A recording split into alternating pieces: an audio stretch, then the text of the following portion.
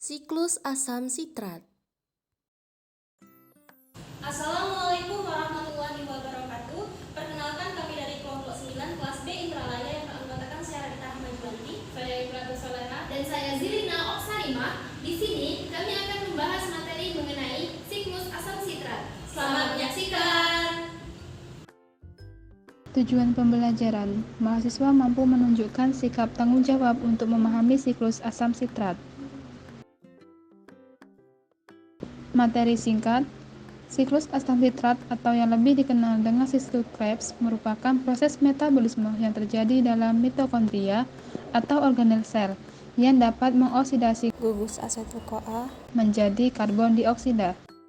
Siklus asam sitrat terdiri dari 8 reaksi yang terjadi dalam 2 tahap, di mana tahap pertama, gugus asetil 2 karbon dari asetil-CoA memasuki siklus dengan bereaksi senyawa 4 karbon oksaloasetat. Selanjutnya 2 molekul CO2 dibebaskan. Lalu tahap kedua, oksaloasetat diregenerasi sehingga dapat bereaksi dengan asetil-CoA lain. Enzim-enzim yang mengkatalisis reaksi-reaksi ini bergabung melalui interaksi non-kovalen. Kompleks multi-enzim yang memastikan penyaluran yang efisien dari produk setiap reaksi ke enzim berikutnya dalam jalur tersebut. Prosedur proyek 1.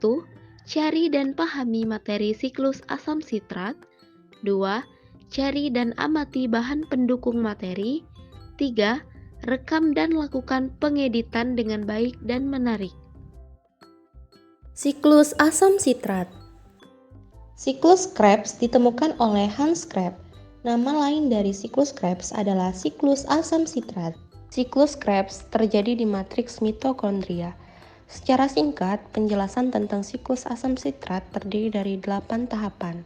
Pada tahap pertama, asetil-CoA yang memiliki 2 atom karbon merupakan hasil dari dekarboksilasi oksidatif akan mengalami kondensasi bersama dengan senyawa oksaloasetat yang memiliki 4 atom karbon. Sehingga antara gugus asetil dan oksaloasetat membentuk ikatan menjadi senyawa berkarbon 6 yang dikenal sebagai sitrat atau asam sitrat. Karena asam sitrat ini merupakan senyawa yang terbentuk pada tahap pertama, siklus ini dikenal sebagai siklus asam sitrat. Pada saat pembentukan asam sitrat ini, CoA akan dilepaskan sehingga sitrat tidak memiliki koenzim A. Enzim yang berperan dalam tahap pertama ini adalah sitrat sintase. Selanjutnya pada tahap kedua, sitrat akan mengalami perubahan menjadi isositrat yang masih memiliki karbon 6. Karena reaksi yang terjadi pada tahap ini hanya isomerisasi atau pengubahan dari satu senyawa menjadi senyawa lain yang mana memiliki rumus senyawa yang sama. Pada tahap ini terjadi 2 reaksi, yaitu pelepasan molekul air yang prosesnya dikenal sebagai dehidrasi. Namun kemudian pada tahap ini juga terjadi proses penambahan molekul air yang prosesnya dikenal sebagai hidrasi. Proses pengubahan sitrat menjadi asam sitrat ini dikatalis oleh enzim akonitase. Pada tahap ketiga, isositrat yang memiliki 6 karbon akan diubah menjadi alfa ketoglutarat yang memiliki 5 atom karbon. Sehingga pada tahap ini terjadi pelepasan ikatan yang berarti ada elektron yang dilepaskan pula. Elektron yang dilepaskan ini akan diterima oleh NAD+, sehingga membentuk NADH.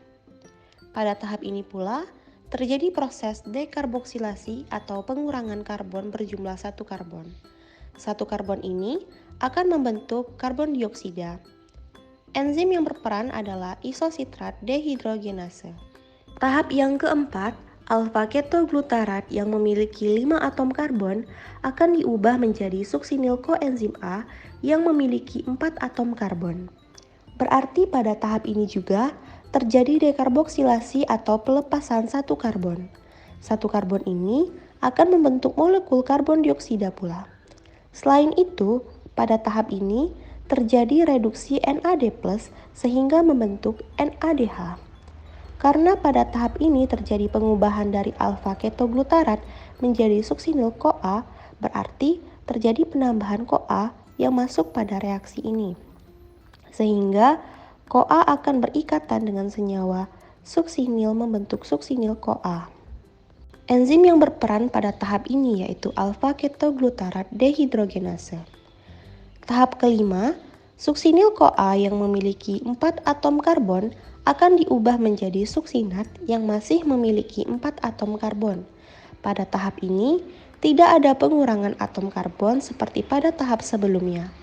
Tapi pada tahap ini, terdapat beberapa reaksi yaitu fosfat inorganik akan berperan pada tahap ini sebagai pemutus ikatan koenzim A yang terdapat pada suksinil.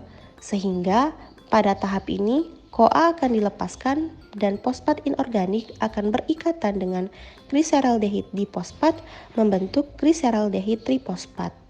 Namun, fosfat yang telah membentuk GTP akan ditransfer lagi ke ADP sehingga membentuk ATP. Baik gliseraldehid trifosfat ataupun adenosin trifosfat, keduanya memiliki energi yang setara. Enzim yang berperan pada tahap ini adalah suksinil CoA sintase. Tahap keenam yaitu suksinat yang memiliki 4 atom karbon akan diubah menjadi fumarat yang memiliki 4 atom karbon pula.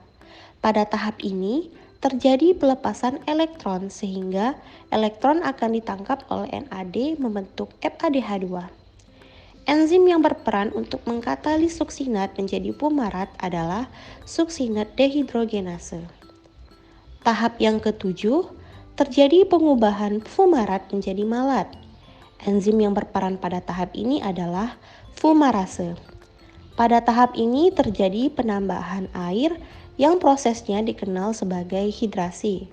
Selanjutnya tahap ke-8, malat akan diubah kembali menjadi oksaloasetat. Pada tahap ini pula terjadi pembentukan NADH yang berasal dari NAD+. Enzim yang berperan dalam tahap ini adalah malat dehidrogenase. Dengan demikian, satu kali siklus menghasilkan 3 NADH, 1 FADH2, dan 1 ATP. Karena pada dekarboksilasi oksidatif menghasilkan 2 asetil CoA, berarti pada siklus Krebs ini menghasilkan 6 NADH, 2 FADH2, dan 2 ATP. Demikianlah video pembahasan dari kelompok kami. Lebih dan kurangnya kami mohon maaf. Kepada Allah kami mohon ampun. Kami akhiri. Wassalamualaikum